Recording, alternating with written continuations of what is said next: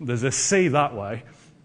If you're telling me are we all just to drown ourselves now and be done with it? Is that what God's telling us? I really hope God just left that little bit of a pause to see where Moses' faith was at.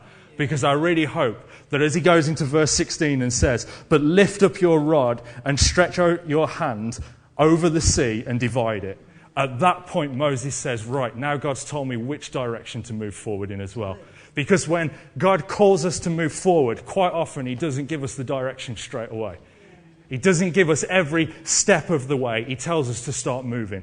And then when we step out in faith, trusting that he will lead us, he says, this is how it's going to work.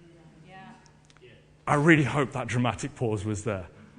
Because I believe that God wanted to see how much faith Moses had to trust in God and say, if God is leading us to this point and he's telling us to continue forward, then we're going to step out. And I hope Moses went, okay, God, if you're calling us forward, we'll go. And God says, good, now put your rod in the water and see it split. And that'll be the way that you go forward. Moses' perspective had to change from the problem in front of him to the trust and the faith that he had in God. Pastor George shared last night from Romans 4, where it says that beyond or contrary to all hope, he hoped and put trust in God. That was about Abraham. There are times where it seems impossible for us to trust and have hope in the things that God has called us to. And yet there has to be that point that we hit that says, beyond all reasonable and reasoning hope, I am putting my trust and my hope in God because he has called me to this and he will see me through. And when we have that steadfast faith, that is the moment where God says, put your rod in the water. That is the moment where God leads you through that circumstance and creates a way where there seems to be no way. But our perspective has to be in the right place. We have to change the way that we view things. We have to change the way that we look at things. But one of the things that I love about this story is something that Moses says to the people there. He says in verse 13, at the end of the verse 13, he says, for the Egyptians whom you see today, you will see again no more forever. Yeah. There's a really interesting thing here, and I've got to admit, I missed it until I was reading back over this week. I've always known the story that the Egyptians followed the Israelites through the sea and that they drowned. I've seen cartoons, I've seen films, I've grown up with Christian videos and all that kind of. You see them drowned. But I never understood the relevance of it. You see, what could have happened is God could have split the sea, let the Israelites walk through, and as soon as they were through, he could have just closed up the sea and the Egyptians would have been left on the other side. But what happens is when God leads you through a problem, beyond a circumstance and beyond persecution, that God destroys the enemy that was trying to attack you. You see, God did something 2,000 years ago that changed the course of history. When Jesus died on a cross, it was for now, forever, and that everything was defeated at that point.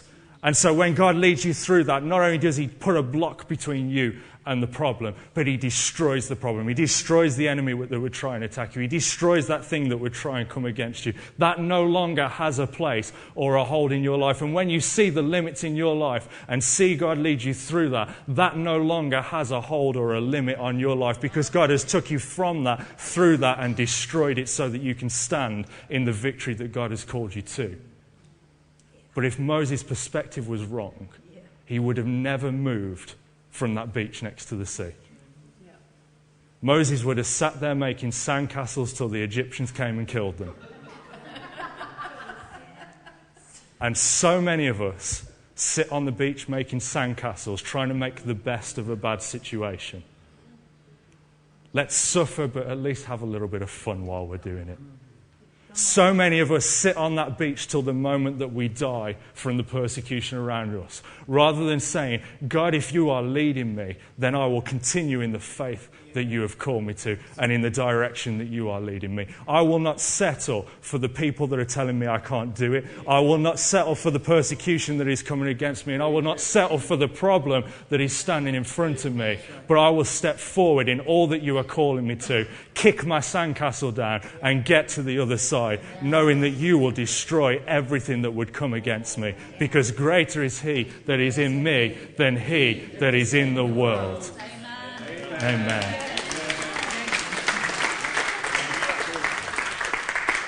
Where is your perspective? Because if your perspective is wrong, you will not get the value of the things that God is calling you to. Praise God. I'm going to hand back over to Sam, and he's going to tell us about lunch.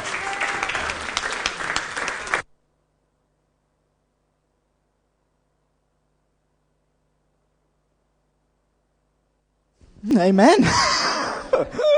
Yeah, amen. Lunch on everybody's mind. So what we're going to do is, obviously, in the hub there will be lunch for everybody. If you need to make your orders, make them quick because it's selling out quick. And what they're going to do is Leonie and the ladies and the team, they've been faithful and they've been cooking lunch while Pastor Michael's been preaching a storm. And if we just give them a hand for doing faithful. Amen. Yeah. What time are we back for, Pastor? 2:30 we shall start sharp, and Pastor Hazel's going to be preaching at 2:30, so make sure you got your seat and ready to go. So go and grab lunch and enjoy yourselves, and see you at 2:30. Amen.